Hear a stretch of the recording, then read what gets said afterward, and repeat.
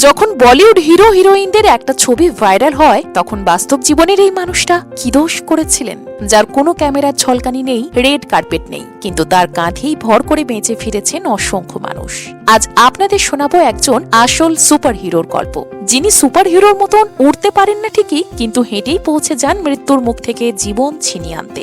উড়িষ্যার দুর্গম মলকানগিরি অঞ্চল, যেখানে রাস্তা হারিয়ে যায় জঙ্গলের ভেতরে, যেখানে অ্যাম্বুলেন্স পৌঁছানো কল্পনার বাইরে, আর সেখানেই কাজ করেন চিকিৎসক ওমকার হোতা। মানুষে যাকে ডাকেন জঙ্গলের ডাক্তার বলে। এক আদিবাসী মহিলা তখন জীবন সঙ্গে লড়ছেন, জরুরি চিকিৎসা দরকার, কিন্তু না আছে হাসপাতাল কাছে, না আছে কোনো গাড়ি, চারপাশে শুধুই জঙ্গল আর অন্ধকার ভবিষ্যৎ। আর ঠিক সেই সময় কাঁধে ব্যাগ আর বুকে দায়িত্ব নিয়ে 10 কিলোমিটার জঙ্গল হেঁটে পৌঁছে যান চিকিৎসক ওমকার হোতা। পথে ছিল বিপদ, খাড়া রাস্তা, ঘন জঙ্গল আর অজানা ঝুঁকি, কিন্তু তার কাছে তখন একটাই কথা বড়, রোগীকে যে করেই হোক বাঁচাতেই হবে। গ্রামবাসীদের সঙ্গে কাঁধে কাঁধ মিলিয়ে স্ট্রেচারে করে 3 ঘন্টা হেঁটে রোগীকে নিয়ে আসেন স্বাস্থ্য কেন্দ্রে। ঘটনাটি বেশ কয়েক বছর আগে। কোনো ক্যামেরা ছিল না, কোনো ভাইরাল ভিডিও ছিল না, ছিল শুধু এক চিকিৎসকের নিজের কাছে করা শপথ।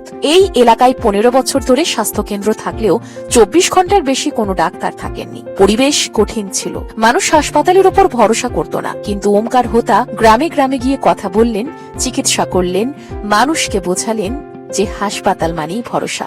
আর এই নিঃশব্দ লড়াইয়ের স্বীকৃতি আসে 2024 সালে। উড়িষ্যার মুখ্যমন্ত্রীর হাত থেকে তিনি পান বেস্ট ডক্টর অ্যাওয়ার্ড। বলা হয় দায়িত্বের জীবন্ত উদাহরণ তিনি। এই গল্পই প্রমাণ করে ডাক্তার শুধু ওষুধই দেন না, তিনি চান মানুষটা সুস্থ হয়ে উঠুক। চাকা ঘোড়া বড় গাড়িতে নয়, পায়ে হেঁটেই জীবনের আশা পৌঁছে দেন গরিব মানুষের দরজায়। তাই তো এই মানুষটাকে বলা হয় জঙ্গলের ডাক্তার। যদি মনে হয় এমন মানুষদের গল্প আরো বেশি করে ছড়িয়ে দেওয়া দরকার, তাহলে আপনার অনুভূতির কথাও কমেন্টে লিখতে ভুলবেন না।